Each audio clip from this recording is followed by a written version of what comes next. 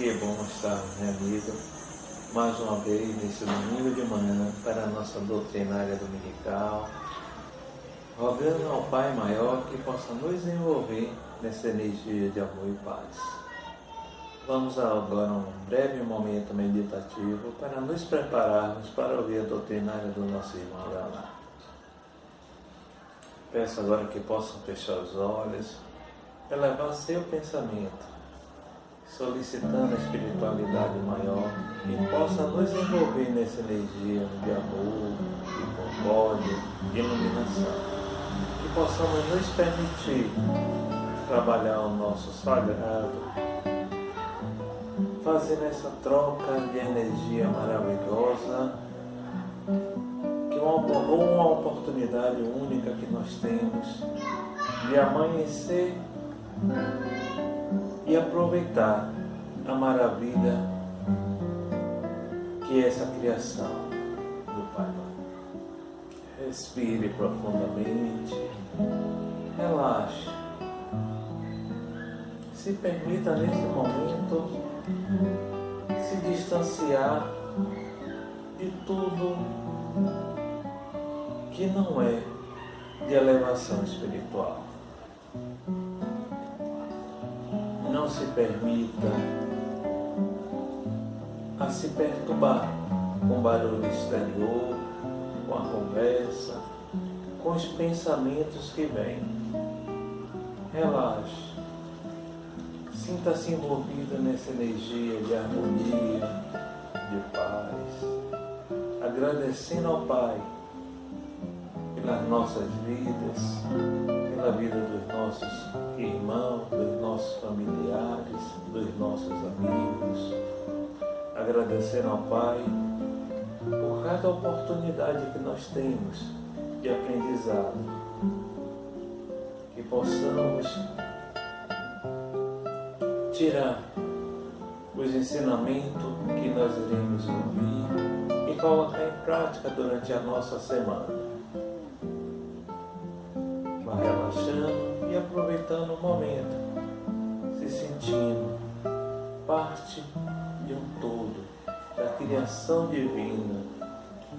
Lembre-se, somos filhos de Deus perfeito, feito para brilhar. E assim, com a permissão da espiritualidade maior, com a permissão dos espíritos mentores da nossa casa, nós abrimos o nosso encontro dessa manhã envolvido em muita paz, em muita luz. Vamos passar a doutrinária com o nosso irmão Leonardo. Muita paz a todos. Olá pessoas, tudo bem? Meu nome é Leonardo Silveira e a nossa reflexão de hoje será em torno da temática Os Sinais dos Tempos.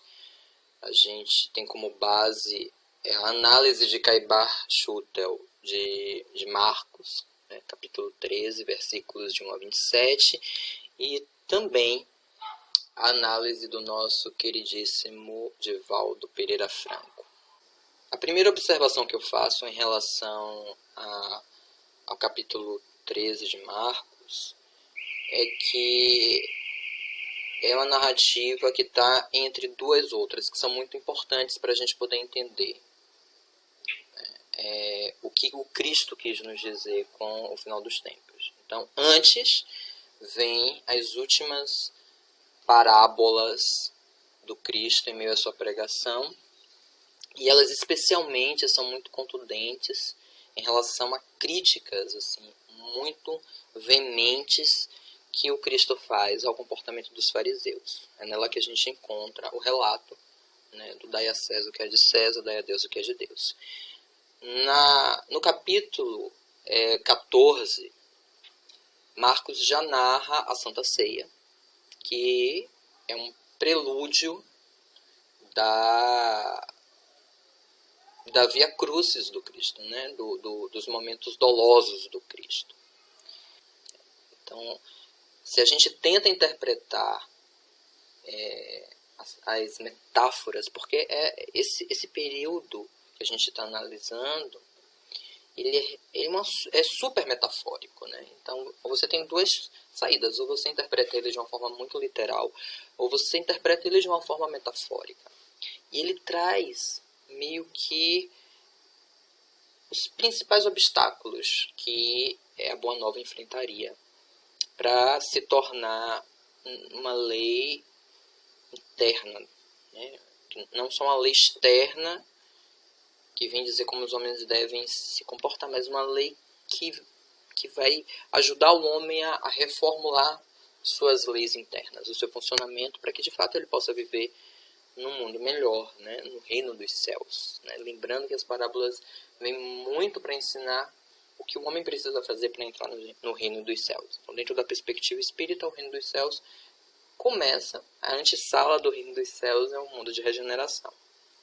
Então, ele vem narrando, né, os obstáculos que os seguidores do Cristo teriam para poder implantar essa lógica crística como um princípio norteador da existência humana. Então, as orientações começam a partir da provocação que os apóstolos fazem, né, procurando saber, finalmente, quais seriam os sinais do fim dos tempos, né? Quando as profecias, né, de espirituais do Cristo elas se tornariam reais. Como perceber esses sinais? Era a grande preocupação dos apóstolos, quando perguntavam, né, o mestre, me diz quando sucederão estas coisas e que sinal haverá quando eles estiverem para cumprir. Então, toda a narrativa que se segue é para tentar orientar os apóstolos em relação a esse processo. E o primeiro grande símbolo que inicia a conversa é dos edifícios derrubados. Então, quando os discípulos, enamorados pela potência, pela grandiosidade dos edifícios, né, do grande templo de Jerusalém, né, falam, olha, mestre, que maravilha, né? E segundo Divaldo, de fato era na época uma construção arquitetônica muito notável e que produzia muito orgulho, né, aos judeus ter aquela edificação, né? Era uma das edificações antigas mais imponentes e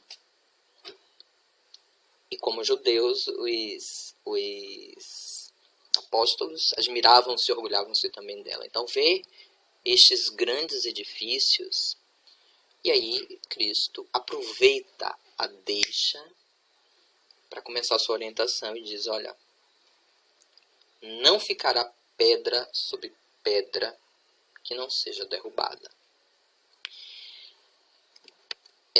De fato, esse edifício magnífico seria derrubado, né, com a invasão de Tito no ano de 67 depois de Cristo a Jerusalém, que destruiu grande parte do templo, mas para além, né, de uma profecia literal e material, de alguma sorte o Cristo já dizia, olha, essas conquistas materiais são importantes, mas elas serão derrubadas, né? Tudo que simboliza o poder temporal dentro dessa perspectiva muito material será corroído, cairá. Então, o Império Romano caiu, os feudos caíram, os estados monárquicos caíram, e você vê que cada vez mais esses poderes absolutos eles vão sendo diluídos, né? Então, de fato, a gente hoje vive uma grande crise democrática, né, por conta das corrosões da humanidade, né? E aí, depois de uma democracia falida, o que nos restará? Qual será a grande solução? Então, de fato, essas edificações que buscam apenas o poder, uma glória superficial externa, que não levam em consideração o crescimento espiritual humano, o crescimento dos valores éticos humanos, elas não cairão, elas ruirão. Então é o primeiro sinal, né? E isso sempre aconteceu em outros tempos, mas ele estava dizendo, olha, de alguma sorte, o que eu estou plantando agora contribuirá para derrubar. Essa lógica dos fariseus cairá, e o próprio Império Romano também, né? Porque Paulo de Tarso tira da Judéia, né, o Evangelho e vai plantá-lo no centro de Roma. E aí começa a espraiá-lo. Quer dizer, de fato, o cristianismo foi muito importante para a desconfiguração do Império Romano. E nesse sentido, né, tem a primeira sinalização. Essas potentades humanas, elas virão, elas cairão. O segundo enigma que nos aparece, o segundo sinal, é assim, olha, é o dos falsos profetas. Existirão muitos falsos profetas. Existirão muitos que dirão, sou eu que estou voltando, Cristo está voltando. Existem 2 trechos específicos nessa narrativa que Cristo aponta para os falsos profetas e adverte aos seguidores, né, aos discípulos dele. Olha, muitos virão em meu nome dizendo, sou eu, e enganarão a muitos. E mais abaixo tem, eis aqui o Cristo, ou ei-lo acolá, não acrediteis, levantar-se-ão falsos cristos e falsos profetas, e farão milagres e prodígios para enganar os eleitos, se possível fora, né? Então, de fato, começa a dizer, olha, à medida em que a gente vai crescendo e que o poder temporal vai se apropriando do cristianismo, ele vai tentar subvertê-lo em proveito próprio. Então, existirão falsos profetas, existirão pessoas que, em nome de Deus, em nome do próprio Cristo, produzirão horrores, tentarão enganar pessoas, ludibriar, tirar vantagens. Tenha cuidado com os falsos profetas. E eles existem até hoje, mesmo num tempo onde há muito ceticismo em torno da religião e onde já é sabido de todos o quanto se utilizou de prerrogativas religiosas para dominar, para massacrar, etc, etc, etc. E a gente ainda tem pessoas que se deixam ir lá, e não são poucas, se enganar por falsos profetas, pessoas que dizem ser Cristo reencarnado. Enfim, a gente tem pessoas que com má fé distorcem o Evangelho do Cristo para poder tirar vantagens, né, para poder manipular o outro. Então isso é muito comum. Então para que a Boa Nova passará por esse processo também, né, de tentar a tentativa dos falsos profetas de surrupiarem e deteriorarem a vitalidade da Boa Nova. Então fiquem atentos, não sigam qualquer espírito. Isso depois é reforçado no Evangelho segundo o Espiritismo, né? Mais uma vez, olha, cuidado com os falsos profetas, cuidado com os espíritos que nas mediúnicas dizem que são Cristo, que são Deus, que são isso e aquilo. Então vejam, experimente os espíritos para ver se eles são de Deus. As guerras, né? Guerras e rumores de guerras, não vos assusteis, porque é necessário que assim aconteça, mas não é ainda o fim, porque a partir da trajetória do Cristo, à medida em que os homens de poder se apropriam da sua doutrina e começam a interpretá-la ou de uma forma muito ingênua, muito literal, com muita ignorância, ou de manipular para conseguir, né, os benefícios seculares, de modo geral, muitas guerras, né, foram erguidas em nome do Cristo, né? Então você tem as cruzadas, depois você teve as guerras construídas pelos próprios cristãos já legitimados na Europa, com as inquisições.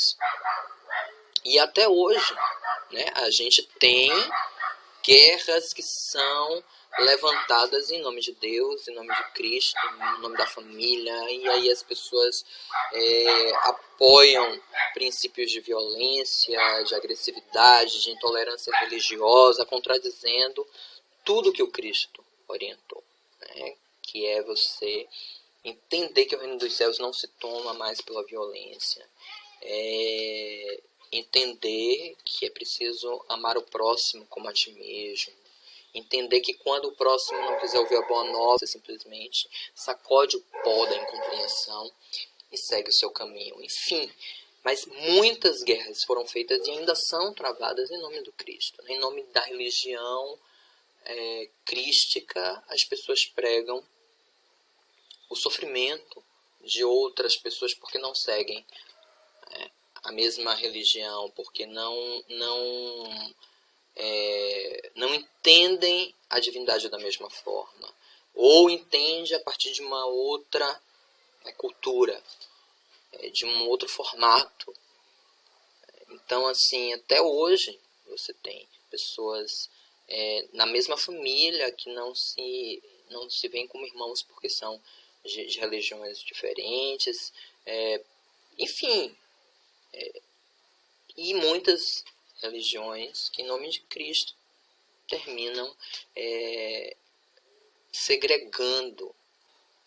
Outro sinal trazido é um trecho que faz alusão a cataclismas geológicos, né? Então, haverá terremotos em vários lugares e, de fato,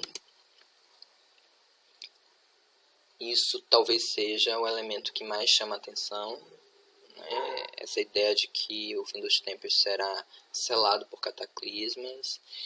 A gente já sabe e acredita a partir da base espírita que as mudanças serão muito mais morais do que fisiológicas. Entretanto, o nosso planeta é um planeta relativamente jovem, né, dentro de uma perspectiva galáctica, né, dentro de uma perspectiva astrológica, e ele ainda assim, né, ele tem as suas instabilidades. Portanto, existem também terremotos fisiológicos, né, que nos assolam e que servem ao mesmo tempo de um processo que tem a ver com a maturação do planeta em termos geológicos. Isso serve também porque nos atinge como experiências associadas às leis de causa e efeito que terminam fazendo parte, né, dos processos evolutivos dolorosos, difíceis que a humanidade tem, um dos recursos. Mas pode também simbolizar os terremotos morais, né, que vêm atravessando ao longo dos séculos a humanidade e que de forma mais acelerada e mais contundente, e a partir do século XX, uma série de questionamentos, de tensionamento, né, em padrões, em valores, produziu essa sociedade que nós temos hoje, ainda meio lá, meio cá, com muitas instabilidades, sem saber mais o que é o certo e o que é o errado. Então, assim, de fato, o processo de implantação do mundo de regeneração, ele pressupõe muitos terremotos, né, e que desde lá já começavam a acontecer, para além dos terremotos físicos. Fome, haverá fome. Eu tinha dito, né, que Tito invade Jerusalém, mais especificamente no ano 67 depois de Cristo, e no ano 70 depois de Cristo começa uma segunda diáspora judaica, que seria uma experiência de dispersão do povo judeu pelo mundo e duraria até 1948. Quer dizer, é um período imenso de fome, de uma unidade política e, de certa forma, cultural do povo cujo seio gestou Cristo e sua doutrina. Então, você tem essa grande fome, você tem as fomes que assolam, né? As fomes que assolam a humanidade, né? As fomes físicas e as fomes morais que assolam a humanidade. Em momentos de escassez, né? Até o século XX, a fome era uma realidade para a maioria das pessoas do planeta. Eu lembro, olha, em 1980, os nossos carurus mataram a fome de muita gente, não precisa ir muito longe. Na minha infância, em Manhã, em Painho, o caruru baiano matou a fome de muita gente. Quer dizer, a gente está falando de um estado democrático, com mais recursos, etc.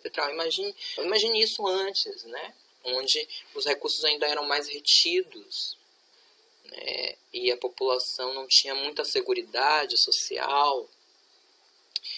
E você só comia se trabalhasse, imaginando as condições de trabalho muito difíceis, os salários eram muito pequenos, as garantias trabalhistas quase nenhuma, então a fome era um tormento constante. Ainda é, né? Nós não erradicamos a fome, mas a gente tem pessoas passando fome no período da quarentena, a gente já tinha pessoas passando fome, enfim, a fome ainda, a física ainda nos acompanha, mas e a fome moral também é um sinal, à medida em que a fé na humanidade começa a ficar escassa, né? A fé no próprio Cristo começa a ser abalada, então haverá fomes.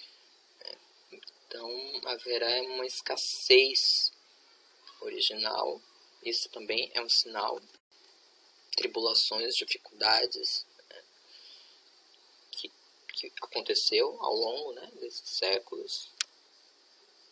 E olha que interessante, essas coisas, esses sinais são os princípios, né? São o princípio das dores. Imaginem vocês. Princípio das dores, princípio do desconforto nesse processo de deslocamento de uma lógica de provas e expiação para uma lógica de regeneração, que seria o quê? A antessala do paraíso. Ainda não é o paraíso, mas já é a antessala, né? Porque de fato tudo é muito mais suave. Então, isso assinala as dores porque o mundo teria de passar e as lutas que seus seguidores teriam de sustentar na obra da regeneração humana. Já traz o nosso colaborador Caibar Chuta. Então, princípio delas, né? E aí eles seguem. Açoites em sinagogas, né? Vos hão de entregar aos tribunais e sereis açoitados nas sinagogas. Ou seja, de fato, as perseguições religiosas marcaram durante muitos séculos, né, a condição humana, e as sinagogas, ou seja, os templos que deveriam ser o lugar na Terra de conexão mais profunda com a divindade, vira campo de guerras, de dissensões e de violência, né, de agressões. Isso os seguidores do Cristo por um tempo passaram e depois se fizeram instrumento, mas não eram os seguidores verdadeiros do Cristo, né? Porque se fossem os seguidores verdadeiros do Cristo, eles não estariam pregando a violência ao próximo, a agressão ao próximo, o desrespeito ao próximo. Mas se diziam, olha aí os falsos profetas, seguidores de Cristo. Por quê? Porque já era uma ideia socialmente legitimada, que tinha uma profunda influência sobre a população, um imenso poder de convencimento, e aí os poderosos começaram a se apropriar delas para poder fazer e implementar suas tiranias. Então, mas de fato, transformando as sinagogas em espaços de tortura, né? Toda a campanha de Inquisição europeia retrata muito bem isso. E a necessidade dos testemunhos públicos de fé vem também como mais um sinal dessa trajetória da boa fé, da boa nova, né, como uma necessidade, como uma experiência que estará aguardando os seguidores do Cristo. Então, a vez de comparecer diante dos reis e governadores por minha causa, para lhe servir de testemunho. Bem, isso se aplicava tanto nos períodos, né, mais remotos, depois que o cristianismo se espalha e vira a religião, né, oficial do Ocidente, mas hoje também, se você imaginar que, e dentro da própria cristandade, a gente pode pensar em experiências que mostram a necessidade que o cristão verdadeiro teve para passar por essa experiência, porque vamos imaginar um cristão verdadeiro alemão vivendo na época do Terceiro Reich, e se ele é um cristão verdadeiro, ele não veria os judeus como pessoas que precisavam ser exterminadas, porque a lógica era se criar uma raça pura e exterminar todas as outras que não estivessem dentro dessa pureza ariana, né? E os judeus tinham que ser entregues, tinham que ser denunciados, e alguns cristãos verdadeiros acolheram, protegeram, correndo o risco de serem também mortos, também perseguidos. Isso não é um exemplo, né, desse elemento que o Cristo sinaliza como um sinal dos tempos, né, essa necessidade do testemunho público de sua fé, de diante de reis, de governantes agressivos, mesmo se dizendo cristãos, violentos, para você defender os reais princípios crísticos, você precisa, em alguma medida, enfrentar esses poderes. E isso aconteceu tanto nas arenas romanas quanto nos tempos modernos, né? E acontece ainda hoje, quando há necessidade de se proteger algum princípio de Cristo e, de alguma sorte, isso te expõe em alguma medida, né? Então, de fato, essa necessidade de testemunho público também faz parte, é um dos sinais desses novos tempos, né, que nós entendemos como a implantação, né, da lógica crística no seio da humanidade.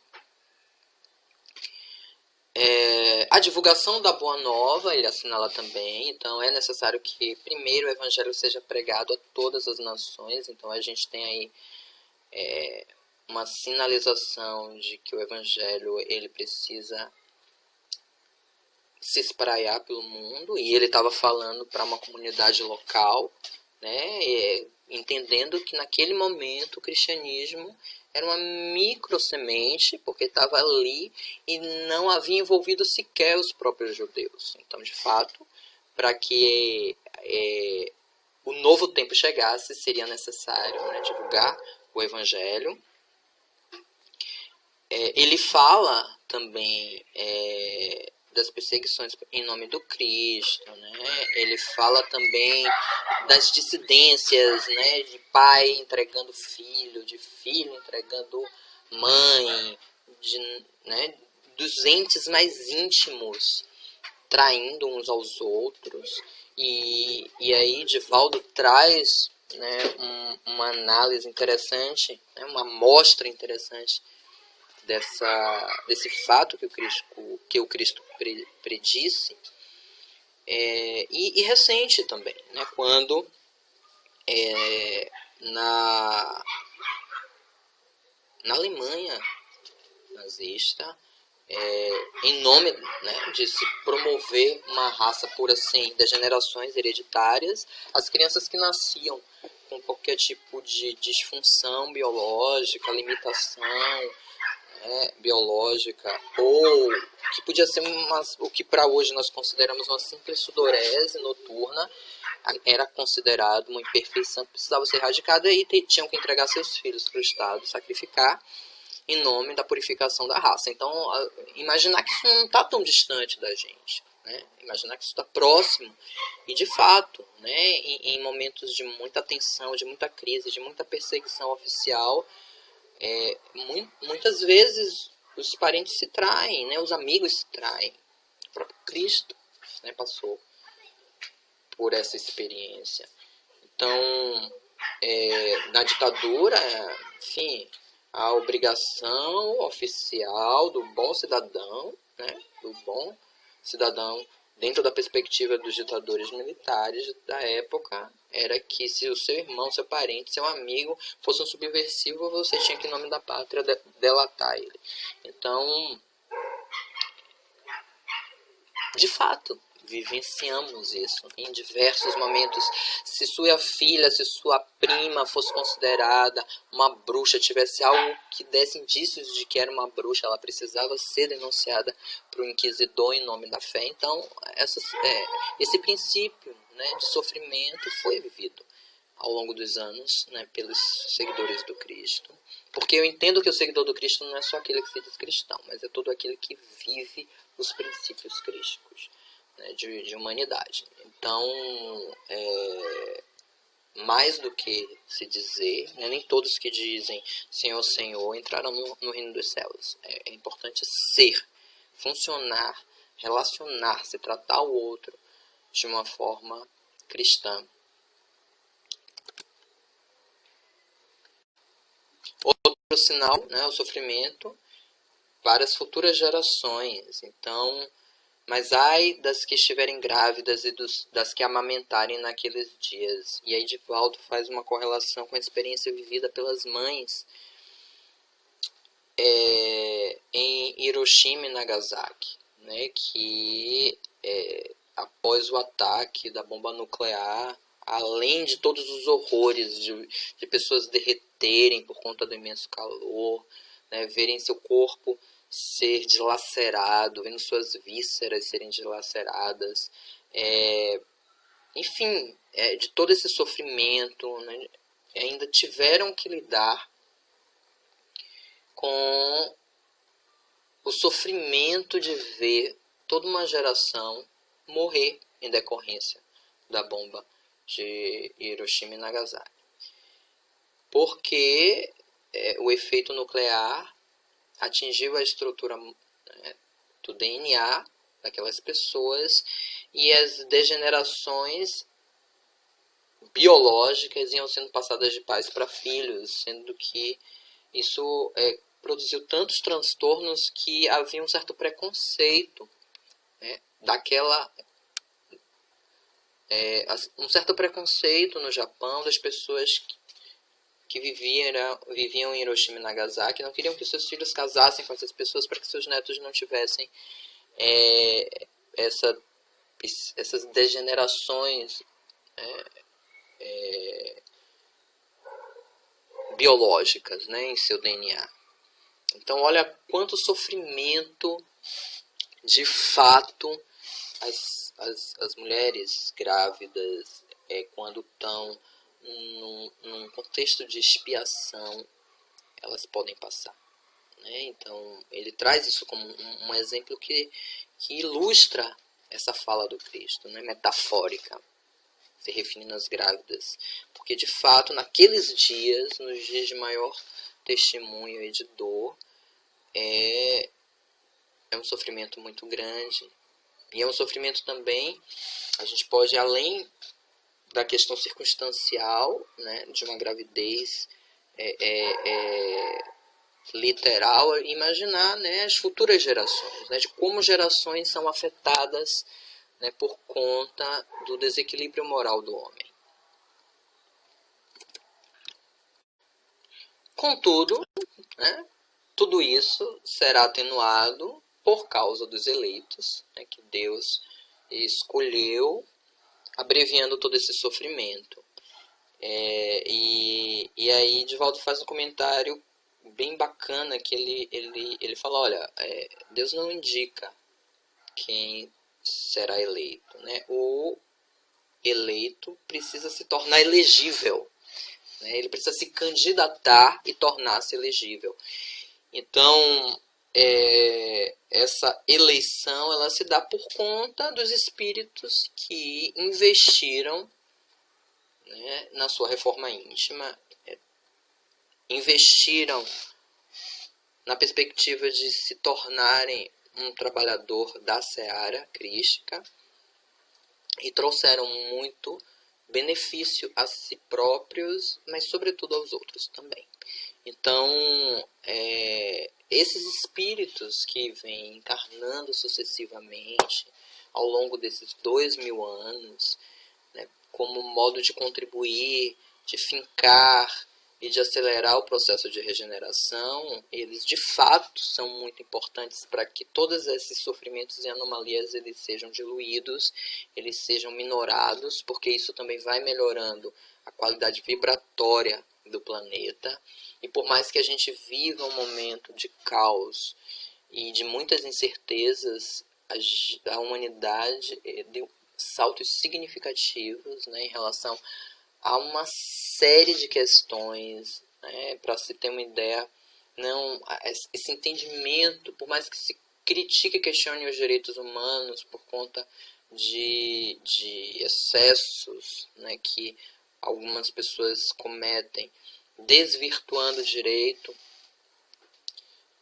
por mais que porventura existam críticas, gente, pela primeira vez na história da humanidade,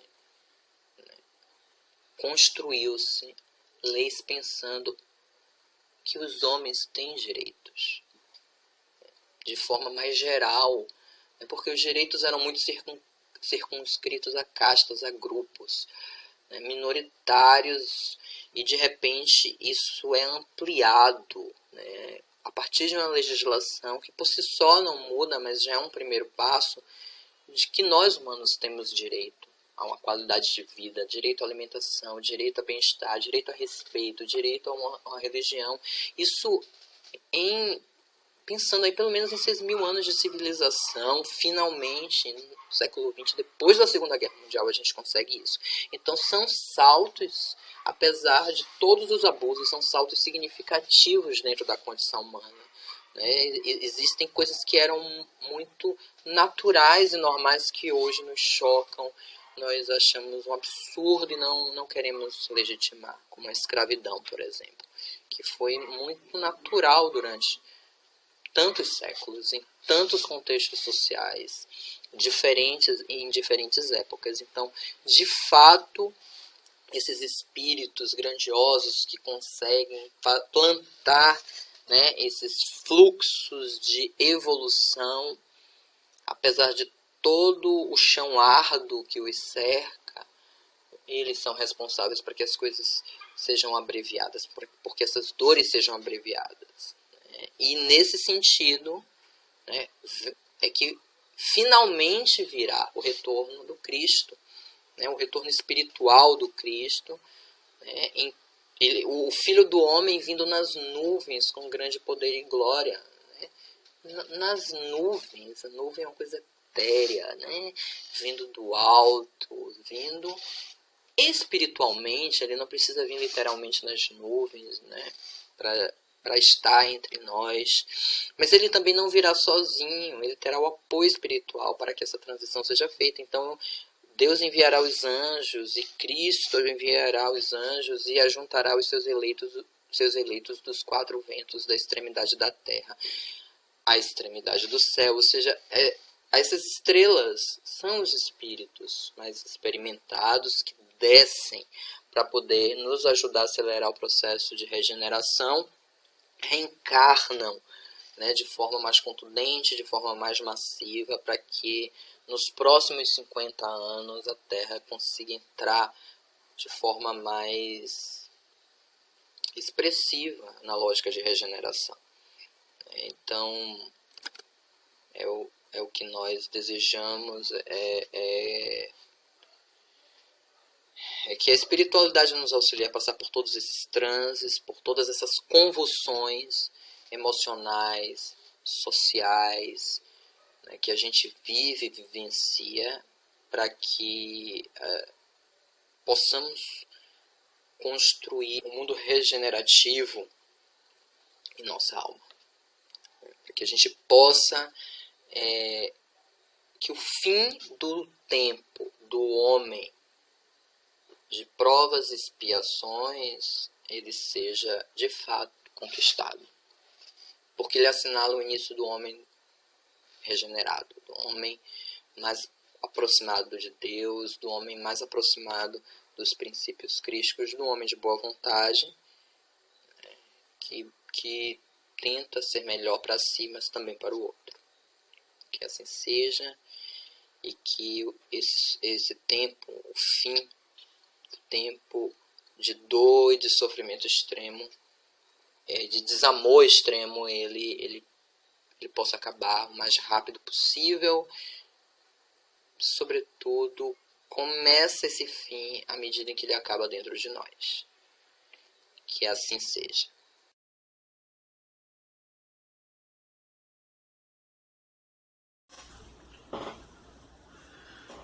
Vamos agradecer ao nosso irmão Leonardo, que trouxe a palavra nessa manhã, nos levando à reflexão, fazendo com que possamos refletir sempre sobre os ensinamentos do Mestre.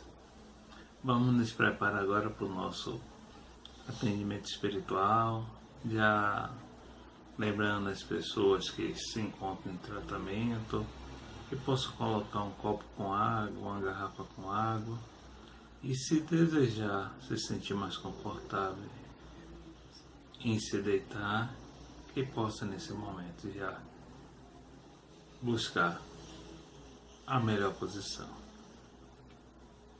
Vamos fechar nossos olhos mais uma vez e solicitar o auxílio da espiritualidade maior a nos envolver nessa energia de amor e de paz. Solicitamos os atendentes espirituais que nesse momento possa vir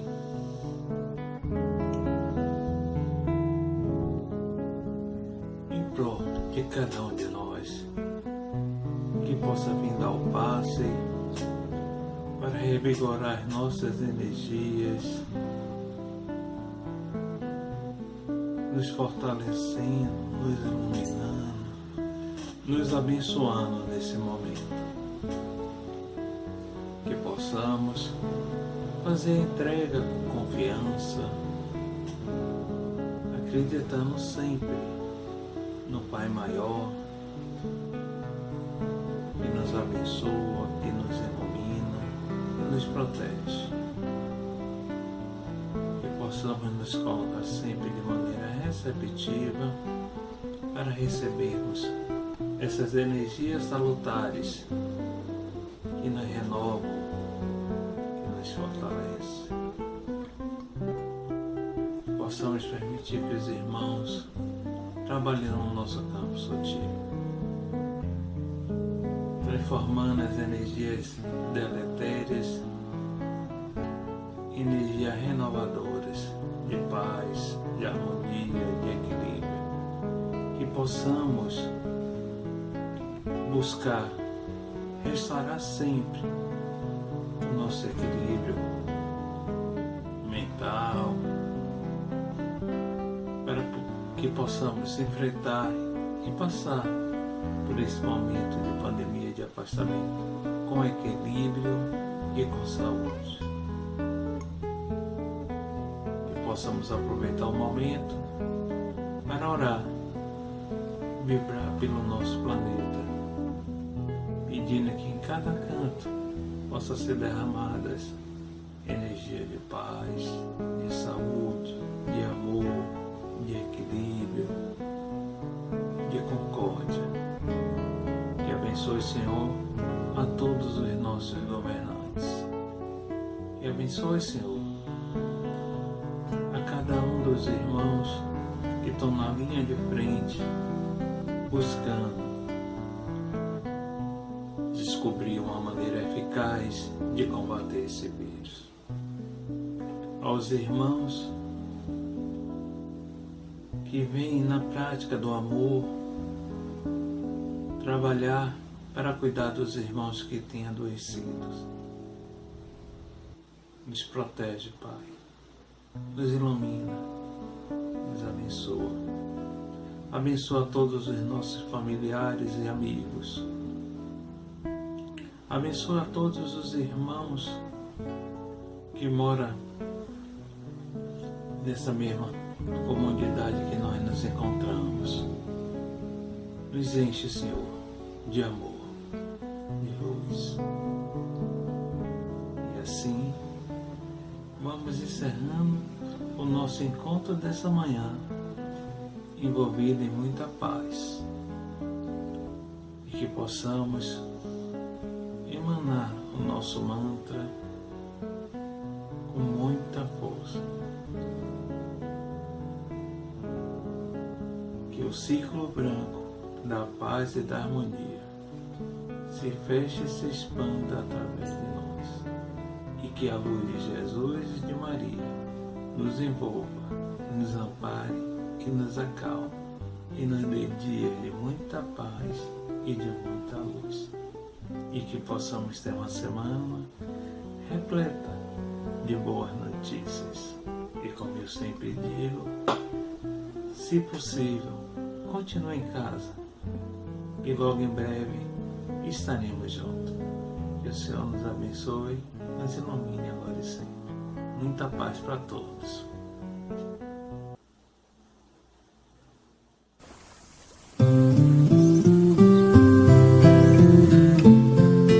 Aqui, onde o rio abraça a floresta e onde as águas beijam as árvores, a gente sente como nunca a presença eterna de Deus e a insignificância do homem, que será enorme se ele não tiver a certeza de que cada ser humano carrega em si o dom de ser capaz de ser feliz.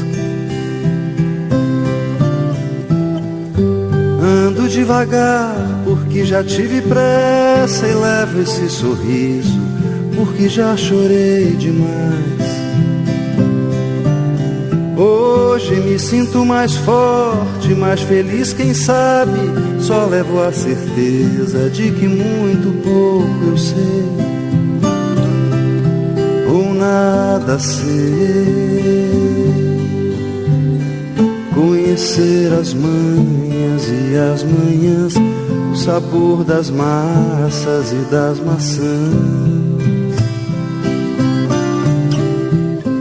É preciso amor para poder pulsar, é preciso paz para poder sorrir, é preciso a chuva para florir.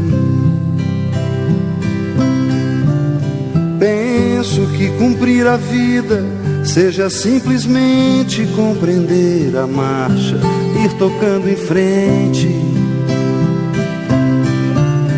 Como um velho boiadeiro levando a boiada, eu vou tocando os dias, pela longa estrada eu vou. Estrada eu sou. Conhecer as manhas e as manhãs, o sabor das massas e das maçãs. É preciso amor para poder pulsar, é preciso paz para poder sorrir, é preciso a chuva para florir. Todo mundo ama um dia, todo mundo chora, um dia a gente chega, no outro vai embora. Cada um de nós compõe a sua história e cada ser em si carrega o dom de ser capaz e ser feliz. Conhecer as manhas e as manhãs, o sabor das massas e das maçãs. É preciso amor para poder pulsar, é preciso paz para poder sorrir, é preciso a chuva para florir. Ando devagar porque já tive pressa e levo esse sorriso porque já chorei demais. Cada um de nós compõe a sua história e cada ser em si carrega o dom de ser capaz e ser